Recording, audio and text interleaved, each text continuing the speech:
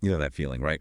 Where you're kind of caught between either totally wallowing in your emotions, just letting them swamp you, or trying really hard to just cut yourself off, feel nothing. Feels like those are the only two options sometimes. Well, today we're doing a deep dive into astrology and tarot, awareness and inner clarity. We're looking at some insights for July 3rd, 2025 from Tarot by High C, which actually suggests there might be like a secret third path. So our mission today is really to unpack that. What does it actually mean to find that inner clarity without getting bounced around emotionally? Exactly. And the focus here is really on figuring out what's personally necessary for you right now, and it brings up this beautiful idea of grace. Grace, okay. Yeah, it's about finding a different way through things, not pushing, not avoiding, but Wow. something, well, deeper, more present. Okay, so this third path. hmm How do these sources actually guide us past just those two extremes, being overwhelmed or shutting down? What does it look like in practice? Well, what's really interesting is that instead of picking one extreme, the advice is basically to press pause, just take a breath. Okay, simple enough, but hard sometimes. Right. And then it says to sit in silence and listen to ourselves. The goal is to figure out what's actually personally necessary. And the key shift is this: appreciate rather than analyze. Appreciate rather than analyze. Yeah, so instead of the mind jumping in to pick everything apart, you just kind of be with what's there. You recognize the value in your current state, even if it's uncomfortable, without needing to immediately label it or fix it. That's sort of the subtle starting point for real change. That sounds incredibly powerful, appreciating instead of analyzing. But let's be real, that's tough when things feel chaotic or when you've got exciting new ideas buzzing.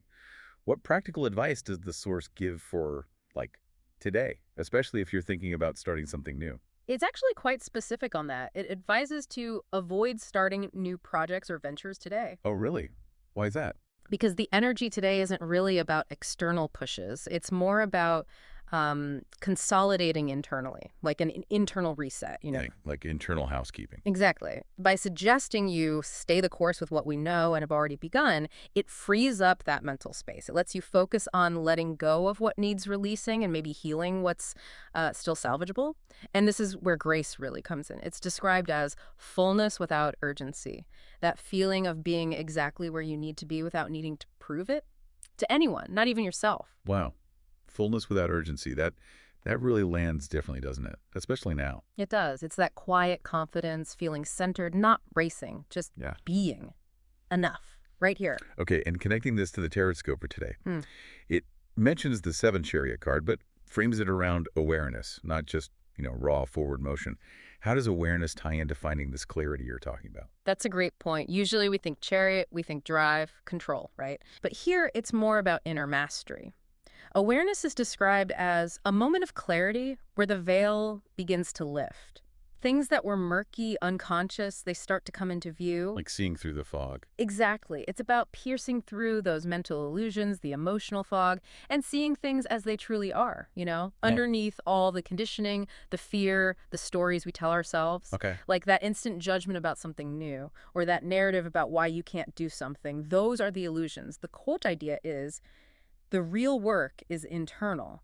Tend to your awareness, and the external stuff starts shifting naturally without force. It's like adjusting your inner compass. That makes so much sense. So if the work's internal, what are some like concrete things we can do, day-to-day actions to actually cultivate this awareness? It really starts with just noticing. Noticing those moments where you catch yourself reacting from old habits, maybe defensiveness or impatience or making assumptions based on past hurts. We all do that. We all do. But the opportunity is, instead of just letting it run the show, you can pause, witness it, and maybe dissolve it just by seeing it clearly with awareness. And this clarity, it has a ripple effect. Think about someone you know who just seems really grounded, right? Their presence affects you. Yeah, definitely. That's the ripple. Your own inner clarity can light up your path, but it can also help others who are maybe stuck in their own fog. It's quite powerful, actually. And what about self-compassion in all this? I imagine it's easy to start noticing these patterns and then just get down on yourself. Oh, absolutely crucial. Self-compassion is the bedrock. The guidance points towards gentle self-honesty.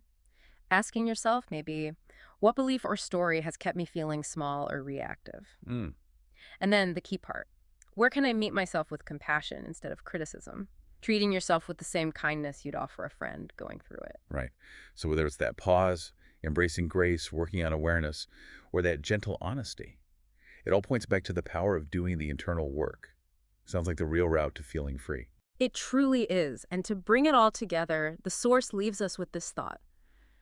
Tomorrow, the world will ask us to be brave in ways we haven't imagined yet. Wow. So the question becomes, how might cultivating this grace, this inner clarity today, prepare you, not just for your own challenges, but for that ripple effect, for how you show up for others when that bravery is needed? It's about building that solid inner foundation, really.